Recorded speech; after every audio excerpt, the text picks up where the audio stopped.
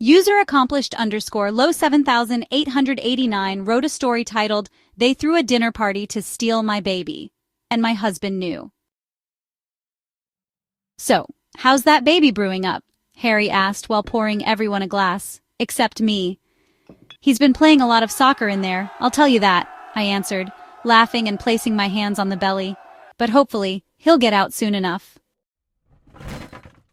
Harry chuckled, and he and my husband got back to discussing whatever detail was left in the production's calendar.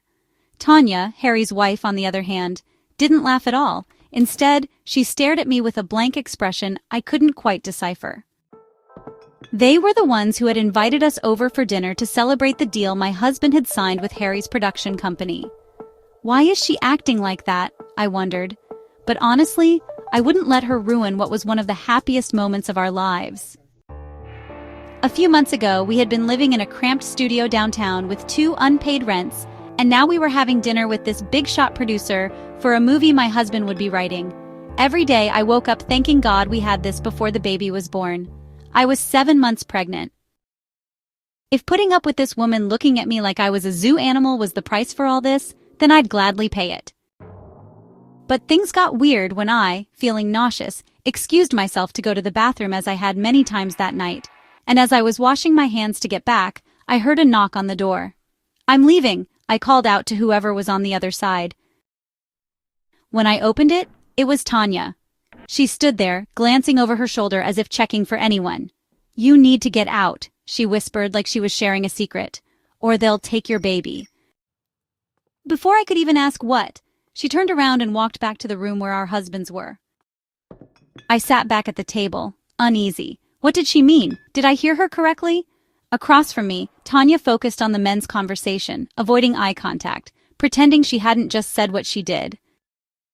Minutes passed in silence between me and her while the men's discussion grew louder as they drank more. "This is really a special moment," Harry said to my husband, in an emotional voice. "I remember when Tanya was pregnant. She was the most beautiful—" Harry then awkwardly placed his hand over hers, and she responded with a half-smile. "What happened?" I blurted out, curious after the whole bathroom incident. They exchanged glances, and I saw my husband look away, uncomfortable. Harry opened his mouth to answer, but Tanya spoke first. "I lost it," she said, locking eyes with me before shifting her gaze to her husband. But I guess it was worth it. Her face was a mix of cynicism and sadness. Harry quickly got up and asked her to help him set the dessert from the kitchen. She followed without protest. Something about all of this set off a strong alarm in my mind. And it got worse when I heard a heated whispering argument erupt between Tanya and Harry in the kitchen. And my husband's reaction was the worst. He sat right beside me, silent, and wore the most guilty, ashamed face I had ever seen in my life. That's when the doorbell rang. Harry came sprinting out of the kitchen to open it. An old, grumpy-looking man stepped in, and I knew who he was because my husband had described him before. It was the movie's director.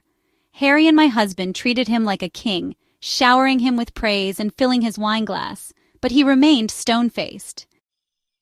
The only moment of joy I witnessed was when he greeted me and noticed my belly, his lips stretched into a broad grin that sent chills down my spine. "You never told me he was coming," I whispered to my husband.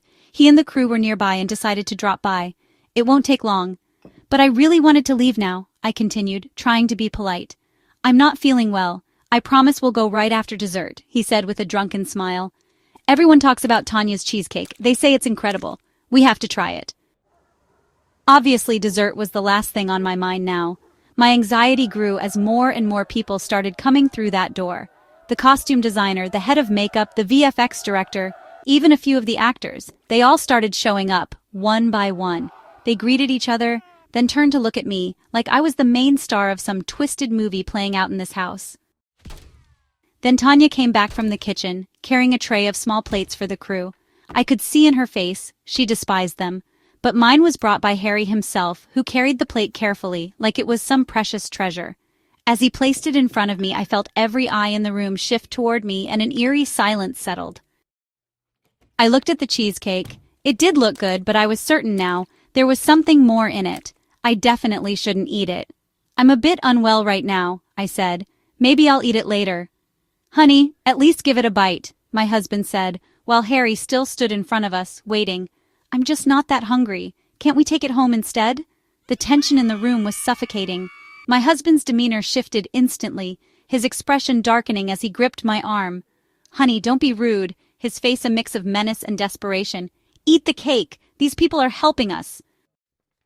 That answer was proof he knew very well about whatever was going on. I hesitated, staring at the plate for a few seconds, my mind racing. But before I could speak, Tanya placed a firm hand on my shoulder. "She's just having a wave of nausea," she said, her voice calm. "I sure remember how bad it felt. I'll just take her to the bathroom 1 second to freshen up." Harry wasn't happy, but he sighed and nodded. "Fine, but be quick." Tanya helped me up, keeping her grip steady as we walked hand in hand toward the hallway. The moment we were out of sight, she pulled a car key from her pocket and pressed it into my palm. "Take my car," she whispered. "It's parked outside, second on the left." My heart pounded. "What about you? They already took everything I had." Her eyes welled with tears. "I'll be fine. Just go. Now." I followed her into the bathroom, where she locked the door behind us and helped me jump through the window. I ran to the spot she pointed as fast as a 7 months pregnant woman could. My hands trembled as I fumbled with the key, but as soon as the engine roared to life, I floored it. In the rearview mirror, I saw the house shrinking in the distance, while my phone buzzed with calls from my husband.